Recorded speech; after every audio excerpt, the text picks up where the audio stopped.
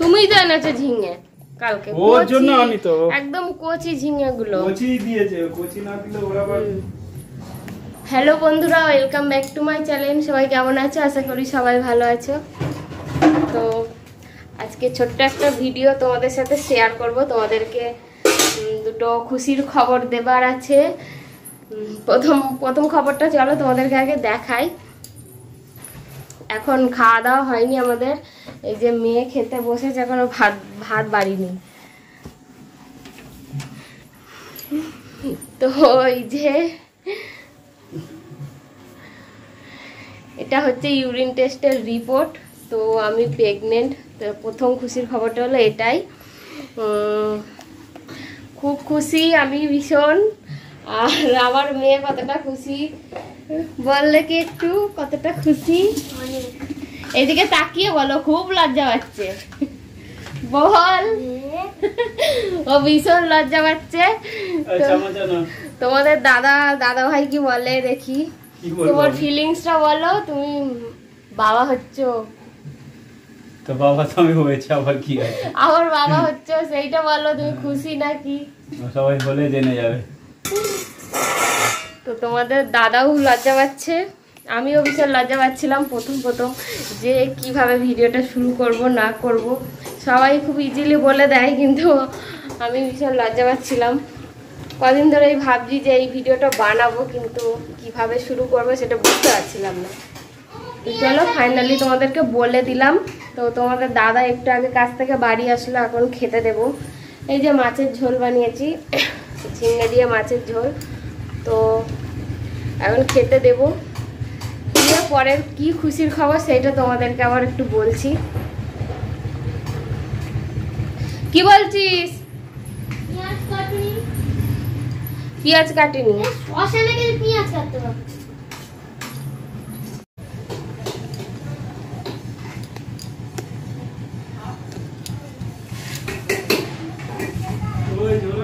এই তো নিয়ে যাচ্ছি।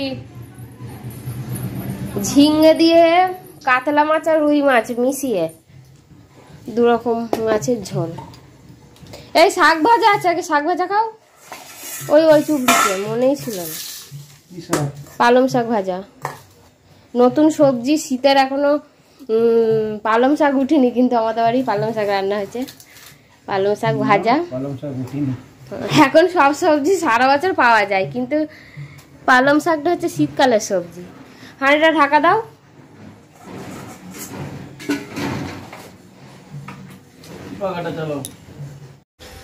তো বন্ধুরা, আমাদের পাশের বাড়িতে একজন মারা গেছিল, তো আজকে শ্রাদ্ধের কাজ হচ্ছে, ওই জন্য কীর্তন হচ্ছে। তো চলো পরের কি খুশির খবর সেটা তোমাদেরকে বলে দিই। গামছাটা সব সময় এইখানে মেলে দেবে, এত রোদ্দুর হচ্ছে, উঠোনে মেলে দিই। তো দ্বিতীয় খুশির খবর বলার আগে আমি তোমাদেরকে কিছু কথা বলতে চাই। সেটা হলো যে মানে আমি যে মা হতে চলেছি, সেটা আমার শ্বশুরবাড়িতে খুশি হওয়ার মতো সেরকম কেউ নেই। কারণ আমার আপন বলতে আমার মেয়ে, আমার বর, এছাড়া আমার শ্বশুরবাড়িতে সেরকম মানে খুশি হওয়ার মতন কেউ নেই।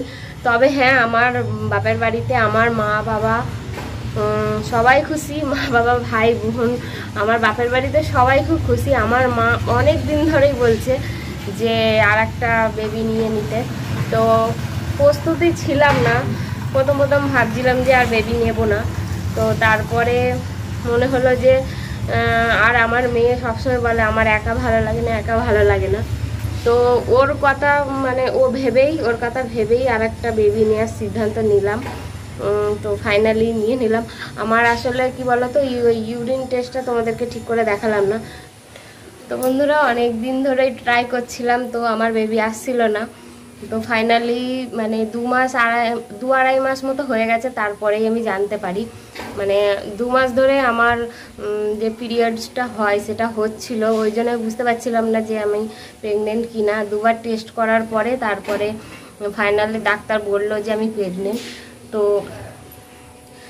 যেটা বলি যে আমার মেয়ে অনেকটাই বড় হয়ে গেছে, তাই জন্য আমার শ্বশুরবাড়িতে হয়তো অনেকের আপত্তি আছে। তো যাই হোক আমি ভীষণ খুশি। আমার মেয়ে, সবথেকে বড় কথা হচ্ছে আমার মেয়ে ভীষণ খুশি যে ওর মানে বাড়িতে একা একা ভালো লাগে না, ওর খেলার একটা সাথী হবে, ওর ভাই কি বোন যাই হোক ভীষণ খুশি আমরা। তো ওরও কোনো ব্যাপার না, ও সবসময় বলে যে আমার বোন হলে আমি বেশি খুশি। তো যা হবে সেটা হচ্ছে কি তোমরা আশীর্বাদ করো ভালোভাবে যেন হয়ে যায়। তো চলো পরের খুশির খবরটা কি সেটা বলি তোমাদের। তো কিছুদিন আগে মানে আমার এখন তোমাদের দাদার কাজ বাজটা একটু কম হচ্ছে, তাই টাকা পয়সার খুব টানাটানি। ঠিক সে সময়ই আমার ফেসবুক থেকে কিছু সামান্য টাকা পেয়েছি। তো আমি ডাক্তার দেখাতে পারছিলাম না, অনেক রকম টেস্ট করতে দিয়েছিল, টাকার জন্য করতে পারছিলাম না। তো ভগবান আছে, তাই মানে যে কোনো দিক দিয়ে আমার টাকাটা হয়ে গেছে জোগাড়। তো যাই হোক আমি মানে ফেসবুক থেকে কিছু সামান্য টাকা পেয়েছি, তো সেটাই তোমাদেরকে বলার ছিল।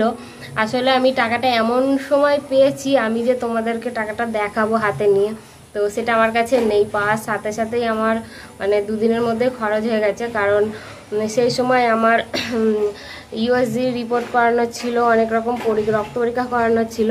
তো টাকাটা খুব এমার্জেন্সি আমার দরকার ছিল, তো তাই জন্য মানে টাকাটা খরচ হয়ে গেছে। তো ভিডিও ভেবেছিলাম যে টাকা দেখিয়ে তোমাদেরকে ভিডিও করে দেখাবো, তো সেটাও হয়নি। তো যাই হোক আমি বলে দিলাম যে খুশির খবর এটাই যে আমি ফেসবুক থেকে কিছু হলেও পেমেন্ট পেয়েছি। আর এতদিন যে আমি কষ্ট করে ভিডিও বানাতাম সবাই জিজ্ঞাসা করতো যে দিদি ভাই তুমি পয়সা পাও না, পয়সা পাও না, টাকা পয়সা পাও না। তো আমি ভিডিওটা ফেসবুকেও পোস্ট করব যে আমি হ্যাঁ পেমেন্ট পেয়েছি সামান্য কিছু, মানে $78 আমার হয়েছিল, তো সেটাই আমি পেমেন্ট পেয়েছি। তো খুব খুশি আমি, তোমাদের দাদা খুব খুশি। এখন তোমাদের দাদা আগে আমার ভিডিও করতে বারণ করতো, তো এখন বলছে পাচ্ছ যতক্ষণ করো, তো আর এখন ভিডিও করা নিয়ে কিছু বলে না। আর যেহেতু আমি এখন বেশি নাচানাচি করতে পারবো না, তাই যেমন পারি তেমন ভিডিও তোমাদের সাথে শেয়ার করি। তোমরা একটু পাশে থাকো, তাহলেই দেখবে আমি অনেক দূর এগিয়ে যেতে পারবো। তো চলো বন্ধুরা, সবাই খুব ভালো থাকবে। আজকের ভিডিওটা এখানেই শেষ করলাম, টাটা।